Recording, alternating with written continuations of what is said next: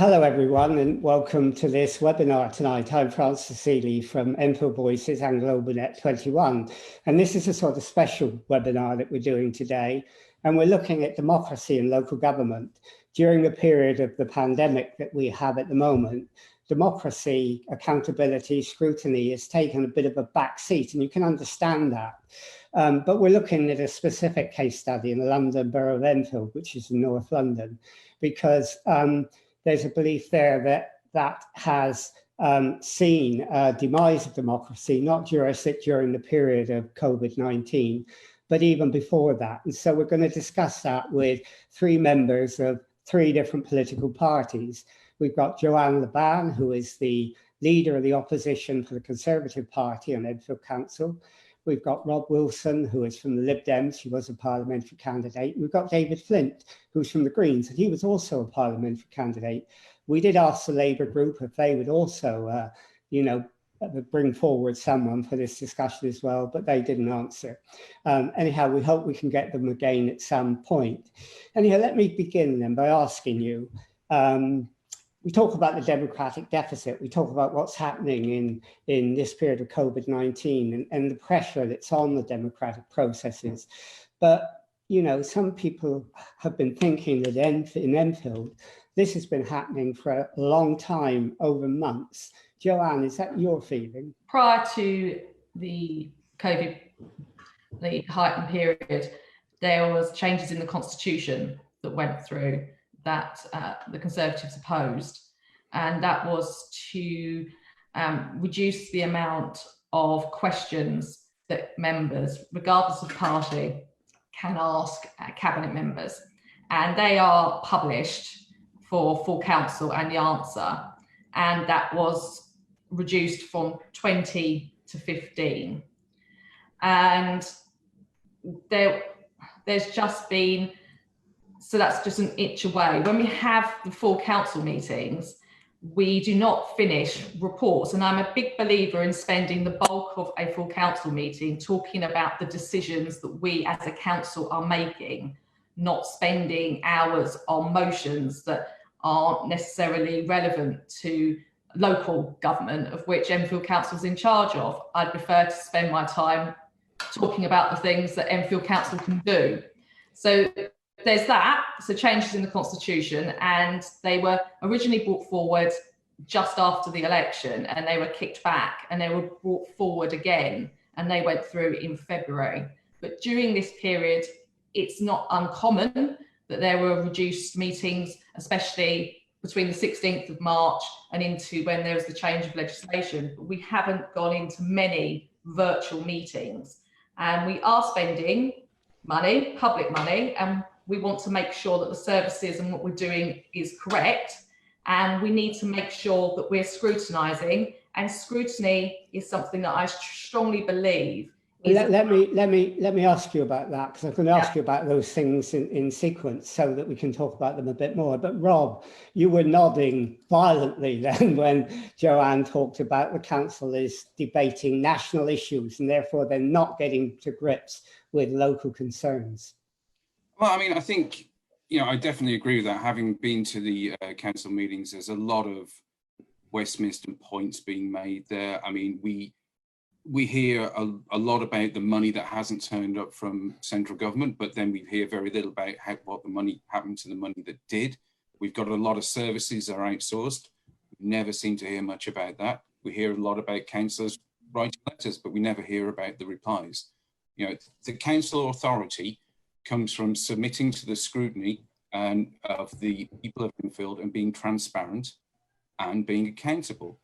And in a situation, we think this has been going on for years, and this is the end of a slippery slope.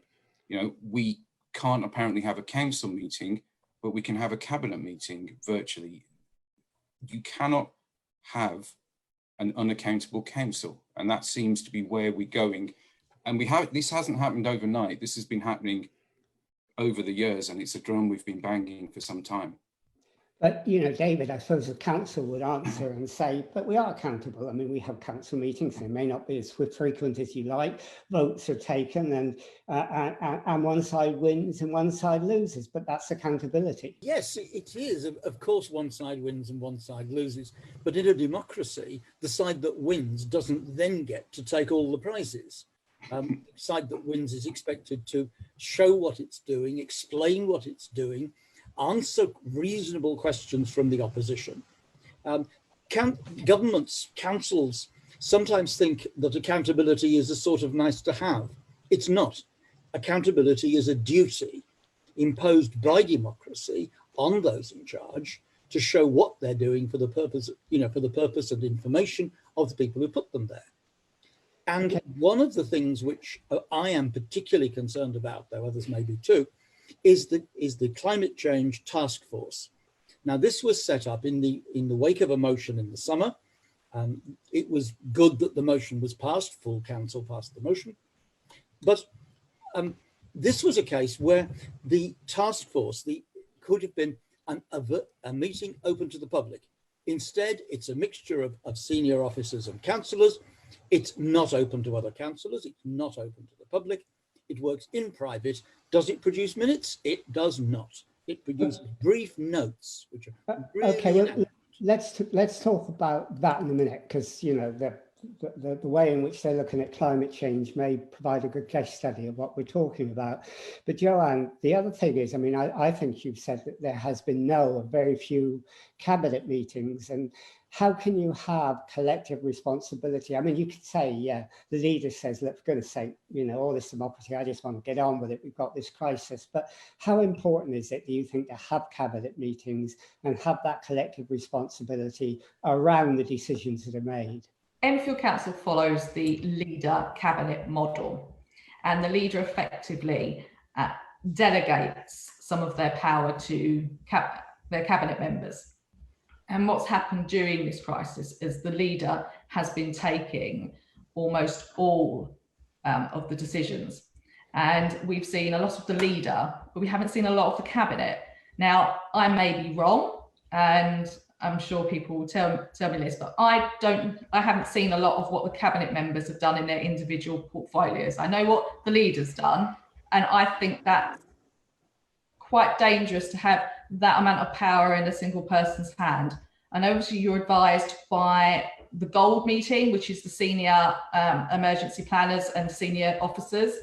But I do think that during this time, it has been too much held. And unfortunately, the constitution changes and the leader cabinet model does allow for this, but it's always better to do things collectively. And cabinet members are paid and they need to own the portfolio that they're delivering on. And so collective is better, working in a team is better. And during this time, I do think it's been too much leader without cabinet. Well, Rob, I mean, do you agree with that? Because in a way, you would say that in the 21st century, when so many problems are whole society problems, like climate change, for example, you need a collaborative council. But this cabinet leader model that seems to be followed in Enfield seems to be very strict, based on the leader, and to many people seems so out of date and so old-fashioned. I don't think there's anything necessarily wrong with a strong leader, but I think you have to realize what makes a leader strong. And that is the fact that they come back to the council parliamentary model and explain themselves. There's nothing wrong with having a strong idea, but it's selling it and it's hearing opposite views. You know, we are in the time of an emergency. You need strong leadership, but that leadership is derived from the fact that you have the scrutiny of the other members of the council and the other cabinet. It means explaining yourself and coming up with the best way. I would have thought in an emergency, the one thing you want is the best course of action, which means you have to listen to people who don't agree with you. You don't ultimately have to agree with them, but you have to listen to them and you have to make your point. But David, that's quite interesting what Rob said, because some people argue that the council leadership doesn't listen. And, you know, like Vladimir Putin, who changed his constitution so he could rule forever, there's a fear that there is sort of manipulation going on to make sure that a particular group or cabal is in charge It's easy to think that the issue is one of attitude, that there are people in the structure who have the wrong attitude, and plainly that is true. But in an effective democracy, it's not just a matter of attitude, it's a matter about whether there is enough strength in the other parts of democracy to hold to account the people who want to go off and do their own thing and give orders to everyone in sight. Well, during the crisis, we've had what's called a leader EMT, the executive management team meeting with the councillors, and they were happening and they were quite regular until a couple of weeks ago, and now it's going to be every 3 weeks. And I know that many people, like I felt, that was too long between each one, whilst we're not having sort of an all singing, all dancing normal political calendar within the council. And until it's back up and running, I think all councillors, regardless of party, position, valued them, even though they might not have asked any questions at them. It's to be informed, and if they wanted to, with some of the information they've gained on the evening, they could of course have that opportunity to question. So the fact that it's been now 3 weeks between that has affected sort of the confidence, the trust between councillors that actually you need during a crisis. And it's very easy to point to the person, whether it's Vladimir Putin or Donald Trump or any other person we might name, and say, this person is the problem. They are overmighty. They want to control everything. But that only happens if other people are weak. That the way a cabinet or a committee system should work is that other people are prepared to stand up and tell the leader, no, not this time. You are the leader, but that doesn't mean you get to make all the decisions. So it is a matter of strength in depth, not just of saying we have a bad person who needs to be removed. Okay, I mean, Joanne, you talked about you haven't seen much of other cabinet members, that so the leader does it all. Has there been committee meetings held at all during this period of sort of lockdown? So during this period so far, we've had some planning meetings that have done virtually, licensing. There's an overview and scrutiny meeting that will happen for the first time since lockdown tomorrow night. And we've had, I was discussing this when we were sort of not all together, we've had leader and EMT meetings with all councillors on Teams, which were very regular. They were weekly, sometimes every 10 days, depending on the situation at that point, which is fair enough. But now they're every 3 weeks, and that seems to be too much of a gap, especially as how things change quite quickly at the moment. There was a lot of a confidence about how much information was being flowed through, and now they're every 3 weeks. I don't think that's good enough when we're not having a full municipal calendar of meetings how we normally would. I understand some of the difficulties. We've had to get the right technology. The law had to change because local government, you had to be there in person, and the law had to be changed to allow digital. So there's been some difficulties, but 3 weeks between leader meetings with councillors asking questions is too long when we're in a situation like that. I welcome overview and scrutiny tomorrow night, but this could have happened sooner, in my opinion, and it's probably not as comprehensive as it could be. I mean, Rob, you mentioned, I know, that using online meetings is something that they should do more often. Do you think they've been very slow in taking up on this? Well, this is the new normal. We've gone through the emergency phase. What we're going to be like now will be probably what we're going to be like for the next 6 months, unless, something massive changes. I really think now is the time, and I think it is the time to really open up democracy in a way that other councils do, whether they're Lib Dem, Green, Conservative or Labour. Other ones do allow remote viewing and have the council meetings recorded and allow people to see them afterwards and people to ask direct questions. There does seem to be a very big disconnect, certainly in Enfield, between the council and people knowing what's going on and feeling they have a part of it.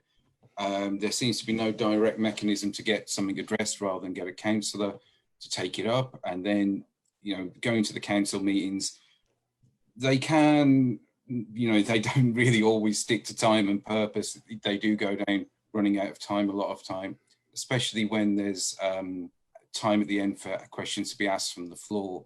They always seem to overrun and you never get any questions from the floor.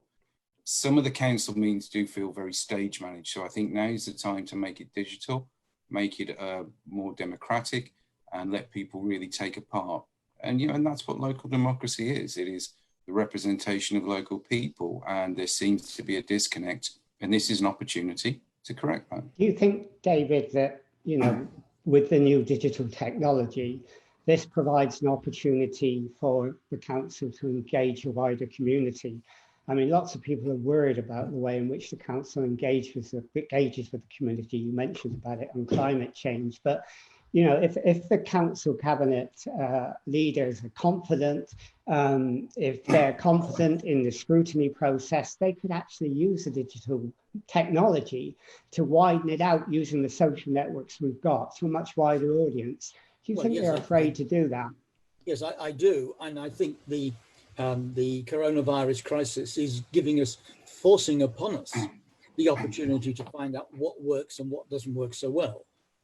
Because we know that the online stuff has real virtues, but it also has limitations. By the end of this, we're going to have a much better sense from having done it. I expect, like the rest of you on the call, I'm on Zoom calls or similar things, you know, pretty much every day, it feels like. So that's something we'll learn. But Rob made a point which I think is interesting when he talked about things being stage managed. And that I've noticed in some meetings, that it's clear that the decision is made before the meeting starts, that the purpose of the meeting is to put on a show, to look as if it's being debated, when plainly it isn't. And you can see this in documents as well. Some of the reports to council, you look at that thing and you say, they knew what the answer was going to be. They were obliged to ask themselves certain questions, and they give completely formulaic answers, which show no thought, no real, when in a risk section where you ought frankly to say what might go wrong, even if you think it's unlikely, you say what might go wrong and how we will mitigate it. And often that isn't there. Often what's there is something completely fatuous. Now, that's a matter of the officers doing better, the cabinet insisting on them doing better, and councillors holding them to account and taking this stuff and say that isn't good enough. Go back and do it properly. Okay, but this stage management, this you know, local government by public relations in a way, it happens in all local authorities. I mean, Joanne, if you were the leader, would you not follow that, or would you say no, I'm going to be a lot more open and a lot more collaborative? Everyone organises a meeting, whether it's a company meeting or anything else, so they are stage managed. Some of the decisions have already been noted by cabinet already at the cabinet meeting, and then they have to then come to be agreed at council, which then allows the opposition to do a lot more questions and answers in speeches. One of the things I said earlier was about the fact that we don't finish discussing reports, and it's reports where we're spending taxpayers' money or agreeing a strategy that will end up using taxpayers' money, that we should be spending the time to do the scrutiny. And it's that shouldn't be stage managed. Now, I know every time I get up in that council chamber, there are more Labour people than Conservative. So I'm not going to get it my own way at all, but it gives me the opportunity to raise issues. So on the budget, I went through the Section 151 officers report, there are problems there that I didn't agree with. The fact that the consultation, there was only 90 people replied to a consultation on a £1 billion budget of the council. You can go into that, and that actually says, well, you need to come back with answers. So it can be stage managed from the majority side, but it doesn't stop the opposition asking those questions during that time.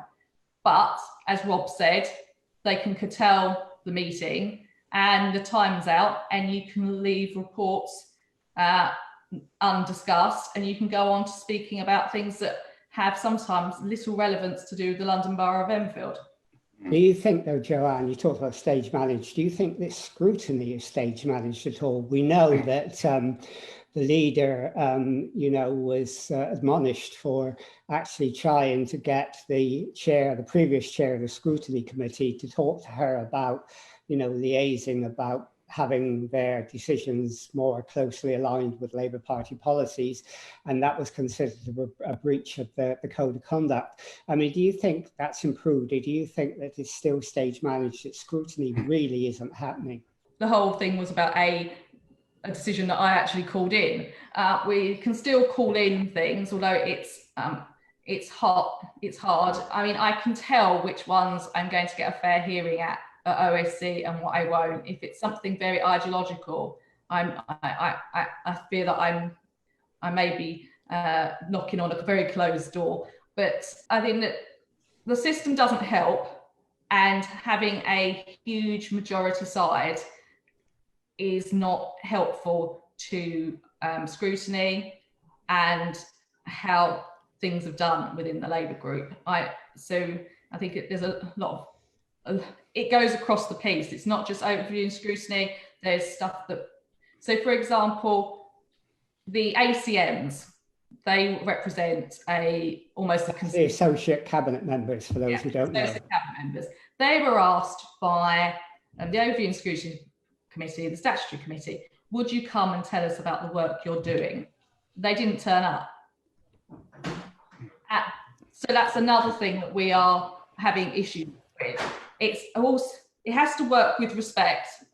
The scrutiny system has got to respect the administration because they are them, but that means the administration has to respect scrutiny. And sometimes it can be felt, rightly or wrongly, that we don't feel that respect is there. Okay, so, the previous chair of the scrutiny committee left because he thought it wasn't operating as independently as he thought it should. Associate cabinet members don't go there sometimes.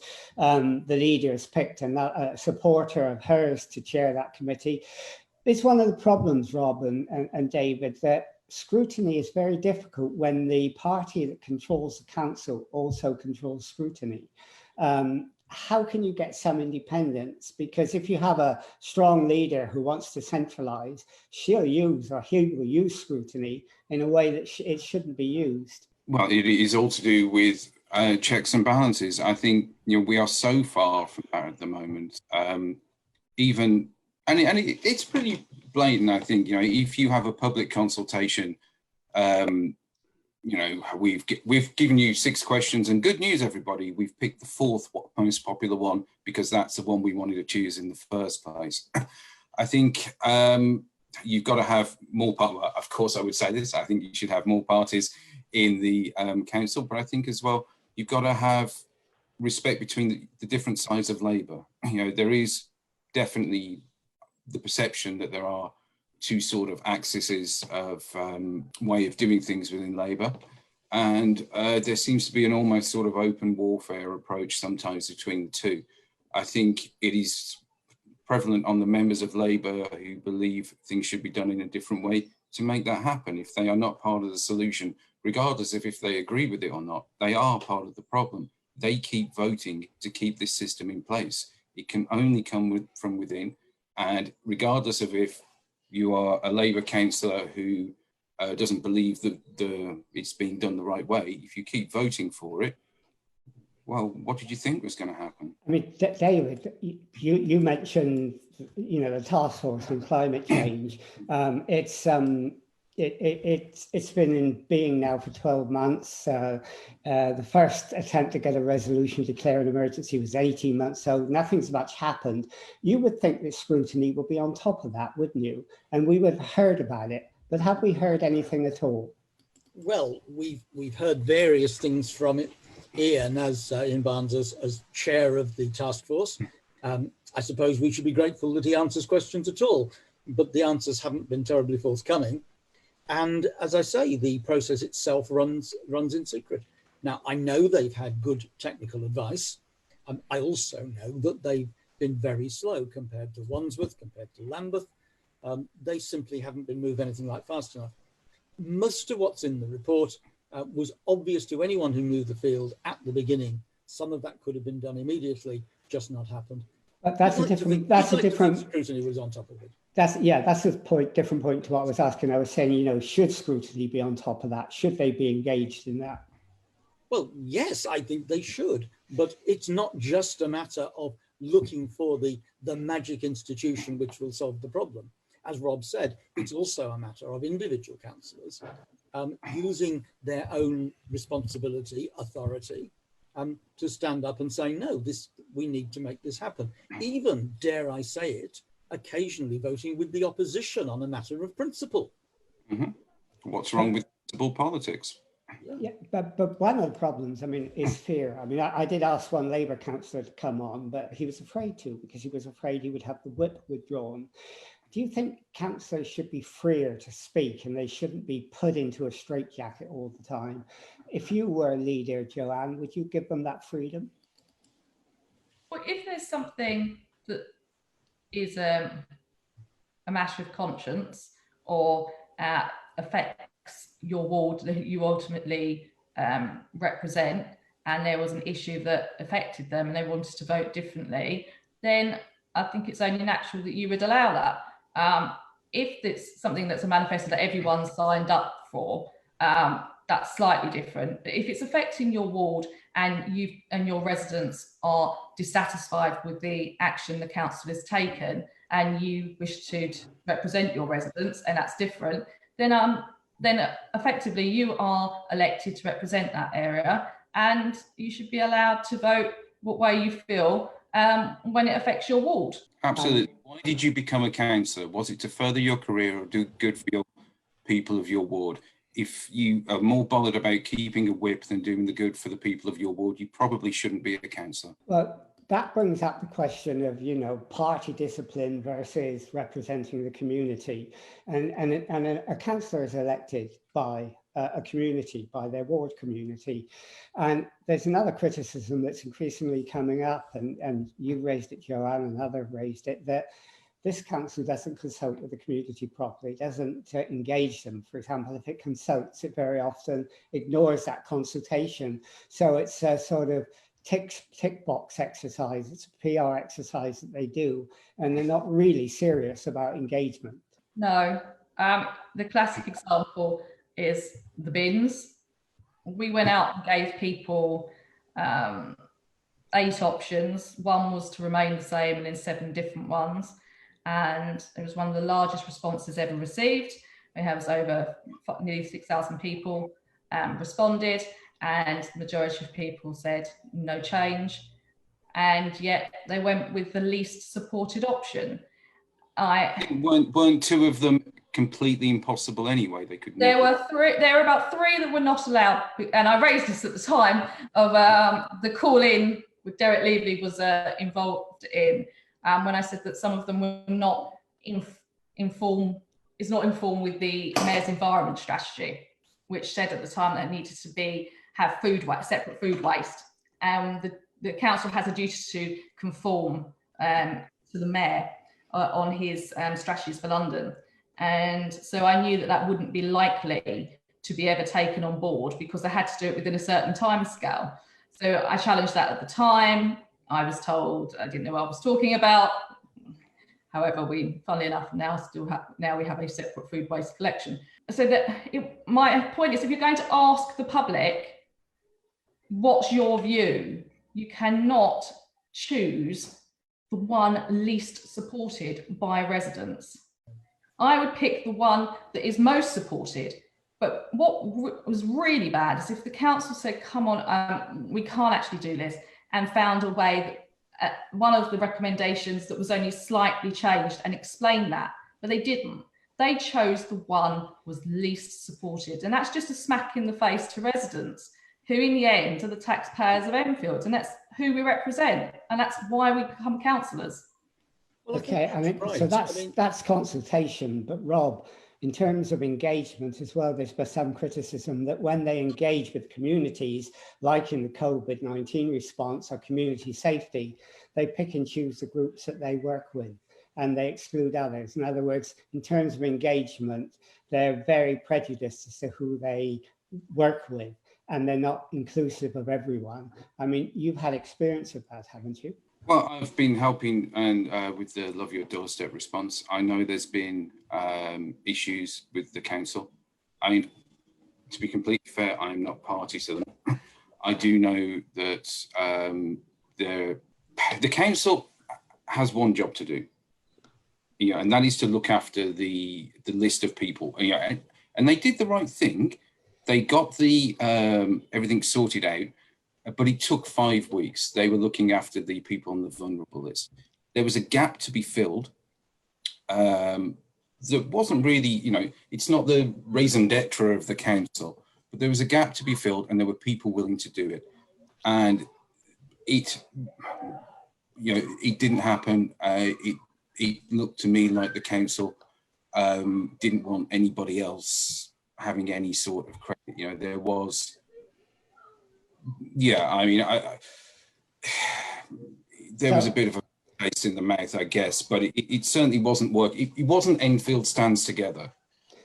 So are you saying that they were behaving in a way that sort of demonstrated that if they weren't doing it, if they weren't taking the credit, they didn't want to know? I think there's words being put in my mouth there, but that was the feeling I got. However, I'm going to be completely fair. I was not involved in those discussions, but it did look like unless you were going around waving a Enfield Labour Council banner, you weren't going to be talked to. But I might be wrong. Okay, I mean, you might be wrong, and who knows.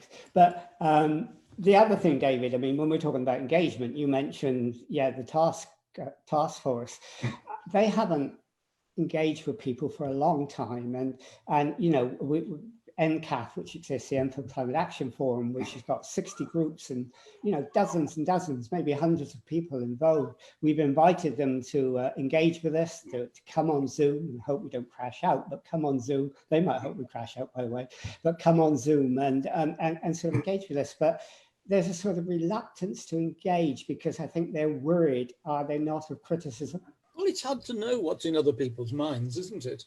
All you can really do work on is what they do. And as you say, they've not been prepared to come to NCAF meetings, physical or electronic. They've not been very helpful about their response to points made. Joanne made the point about the waste consultation and choosing the least favoured option. And this is just the kind of thing that brings local government into disrepute. If an option cannot be delivered, it shouldn't be offered.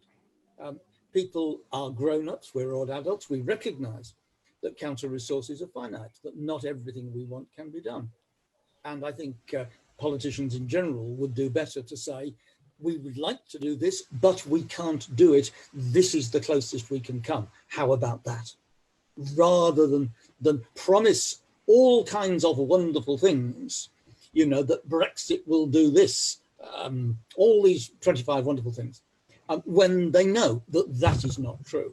And all of us need, I think, to be thoughtful about what promises we make, whether we're in national government or local government or in any other kind of leadership role. We need to be realistic about what we can offer.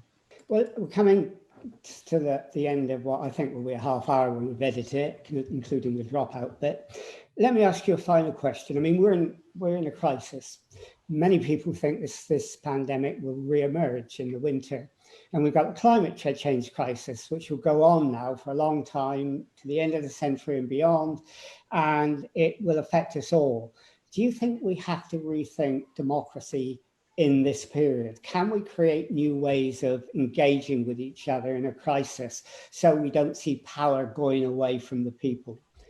What do you think, Joanne, that we can do to try and ensure that democracy stays alive? Enfield Council needs to start running, as much as it can do, the normal calendar of meetings as it would do if we were sitting in the council, if we were in the civic centre.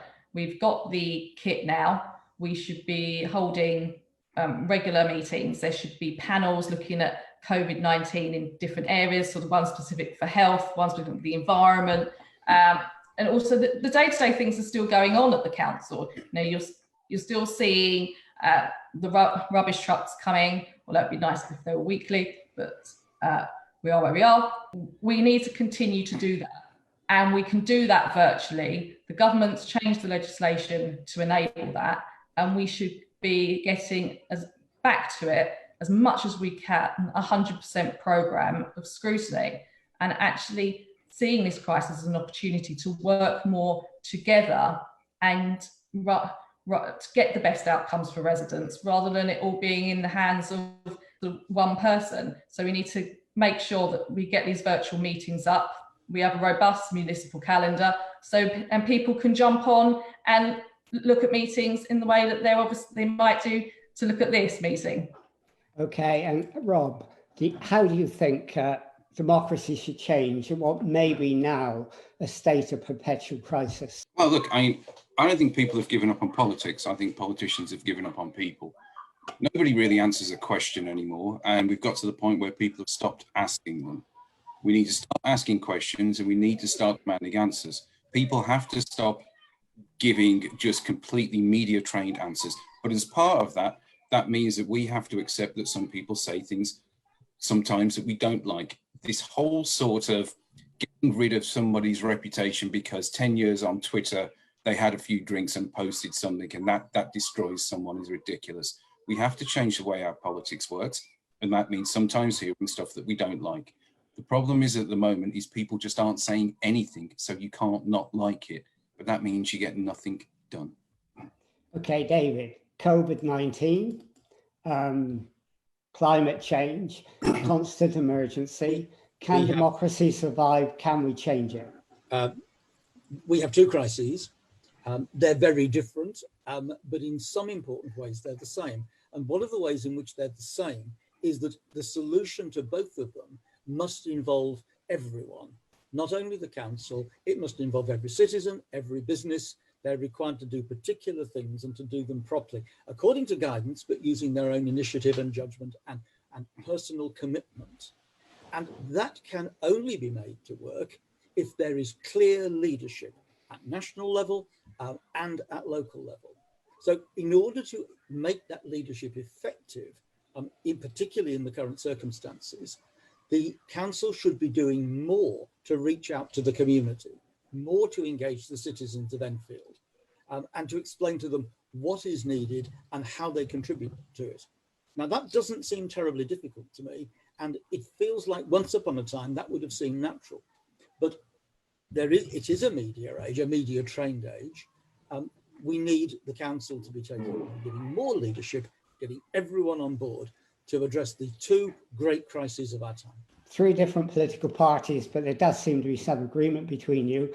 More collaboration, working together, and involving the community, because the crises we face are a whole community crisis, and COVID-19 has seen the community really galvanized and energized, and that's been fantastic. So I hope we can all work on that, and I really would like someone from the Labour Party controlling group to come and talk about this and how they can somehow become more collaborative, and they can do it in a genuine and authentic way.